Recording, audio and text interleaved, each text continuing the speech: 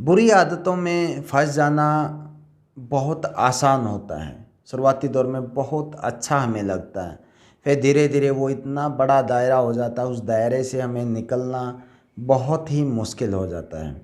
Hi everyone, this is tone model mission नया सवेरा के तहत इस वीडियो में हम बात करेंगे कि कैसे मैंने अपनी लाइफ में जो 10 सालों से स्मोकिंग किया था वो कैसे 10 मिनट में, आई थिंक 1 ही मिनट शायद उसको लगा हो, मैंने उसको क्विट कर दिया। क्या थी इसके पीछे की वजह, इस वीडियो में हम कवर करने वाले हैं। और मिशन नया सवेरा को ऐसे ही सपोर्ट करते रहिए। अगले 6 महीने में हमारा टारगेट है कि हम 1 लाख लोगों तक इस मिशन को ज़रूर पहुंचाएं, और इसमें आप लोगों का सपोर्ट मुझे चाहिए है।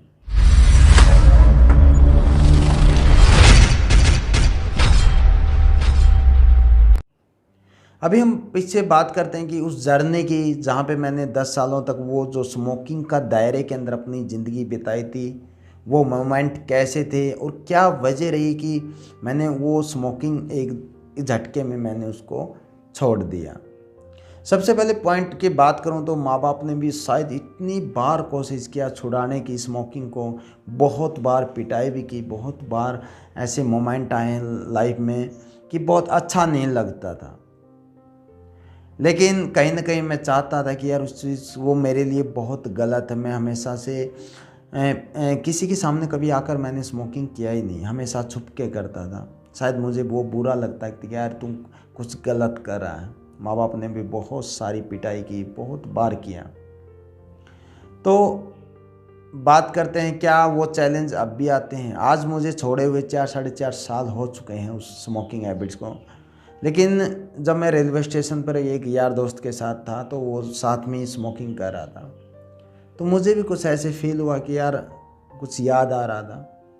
तो मैंने वहाँ पे बिस्किट्स का पैकेट लेके उसको, मतलब अपने आप को बिजी रखा। यानी कोई ज़रूरी नहीं कि भाई ज़िंदगी में, भाई आज मैंने 4 साल हो गए हैं छोड़े हुए, क्या वो दोबारा मैं उसमें इन्वॉल्व हो सकता हूँ? हो सकते हो आप ज़रूर, क्योंकि ऐसा कोई पॉसिबल नहीं। क्योंकि मैंने जब 10 साल उस दायरे में था तो वहाँ पे 1.5 साल मैंने छोड़ा था स्मोकिंग। जब मेरे आँख का ऑपरेशन हुआ था तो मैंने उस स्मोकिंग हैबिट से मैं दूरी बना लिया था, क्योंकि मेरे परहेज़ थे। तो जब 1.5 साल के बाद भी, जब मैंने, आज भी मुझे वो दिन याद है कि जब उस स्मोकिंग को मैं कर रहा था तो गले में इतना धुआं मुझे चुभ रहा था कांटे की तरह। लेकिन फिर भी पता नहीं क्यों मैं उस स्मोकिंग को दोबारा कर रहा था, क्यों बार बार उसको करने की कोशिश कर रहा था। शायद मेरा इन्वायरमेंट अच्छा ना हो, उन लोगों के आसपास जो मैं बैठता था वो स्मोकिंग वाले हो सकते हैं ज़्यादातर। शायद यही वजह रही थी कि मैं 1.5 साल छोड़ने के बाद भी दोबारा उसी स्मोकिंग के दायरे में चला गया। वो धीरे धीरे दोबारा फिर वो दायरा इतना बड़ा कर लिया कि समझ में नहीं आया कि वो क्यों छोड़। बीच में एक बार मैंने 6 महीने के लिए छोड़ दिया स्मोकिंग, फिर भी मैं दोबारा उसी के अंदर। मैं शायद यहाँ एक कमी मानता हूँ मेरी कि शायद वो दायरा था मेरा, जो सर्कल था, मेरा इन्वायरमेंट था, शायद वो गलत हो। उन लोगों के साथ बैठने का जो शायद स्मोकिंग से जुड़े हुए थे, बुरी आदतों से जुड़े हुए थे। तो एक चीज़ और मैंने ये नोट की यहाँ पे, जब भी मैं स्मोकिंग करता था उस टाइम के दौरान मेरा वेट कभी भी 56-57 यानी 60 kg से हमेशा नीचे रहा है। मैंने पूरा 100% एफर्ट लगाया, जिम किया, पूरा एक्सरसाइज भी करता था, बट कभी मेरा वेट गेन नहीं हो पाया। क्योंकि शायद ये वजह रही कि जब मैं स्मोकिंग करता था तो मैं खाना या फिर कुछ मार्केट में जाते हैं तो मैं कुछ लेता नहीं था, बीच रास्ते में खाता नहीं था कुछ भी। जब भी जहाँ पे फुर्सत मिली या बस स्टॉप हुई या फिर कहीं कॉलेज से जाने से पहले हाफ डे में या फिर स्कूल की छुट्टी होने के बाद, तो मैं स्मोकिंग करता था। शायद वही वजह थी, शायद मैं वो खाना उस टाइम पे नहीं खा पाता था। उस स्मोकिंग के चक्कर में पूरा दिन ऐसे ही बिना खाने के निकाल देता था, सुबह शाम जब मैं घर पे ही खाता था खाना। शायद वो वजह रहेगी, कभी मेरा वेट गेन नहीं हुआ। मैंने पूरा कोशिश किया, पूरा हेल्दी खाना भी खाया, लेकिन वो कभी मेरी ज़िंदगी में इम्प्लीमेंट यानी सुधार नहीं हो पाया। तो क्या वजह रही कि मैंने इस 10 साल की स्मोकिंग को मैंने अपनी ज़िंदगी से निकाला? मैं सबसे पहले थैंक यू बोलूँगा मेरी वाइफ को, जो इतना सपोर्ट किया मुझे हर वक्त। उन्होंने फोर्स भी किया छोड़ने के लिए।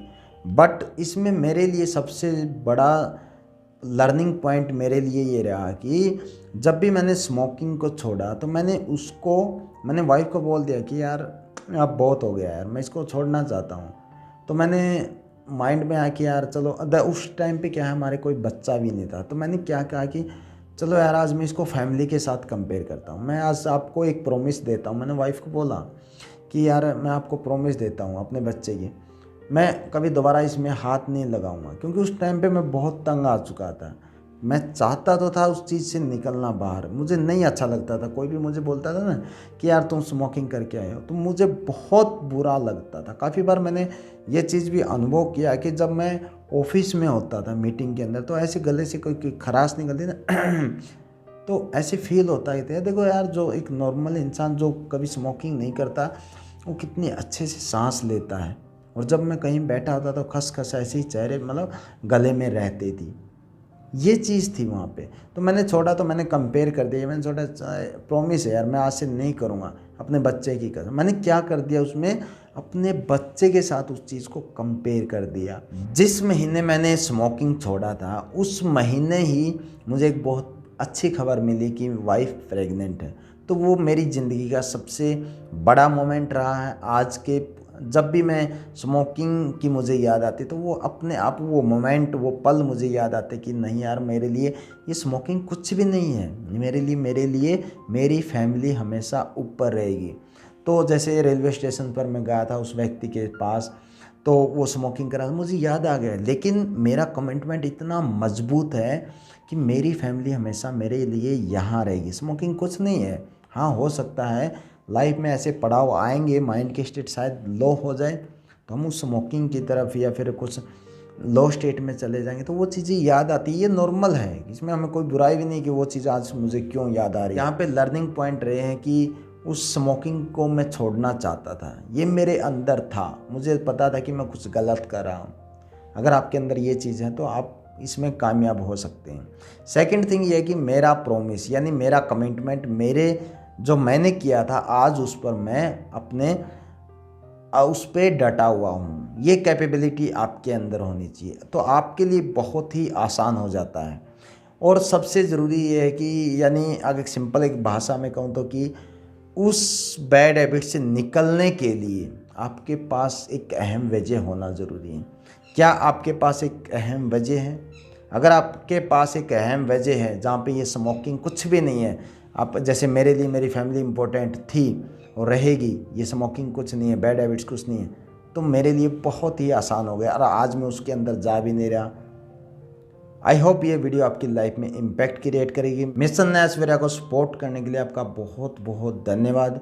अगले 6 महीने तक का हमारा टारगेट है कि हमें इस मिशन को 1 लाख लोगों तक पहुंचाना है। आई होप आप लोग पूरा सपोर्ट करेंगे और इस प्रोग्राम के ज़रिए हम उन लोगों तक पहुंच पाएँ जो बुरी आदतों से जुड़े हैं। चैनल पर नए तो चैनल को सब्सक्राइब ज़रूर करें। Thank you.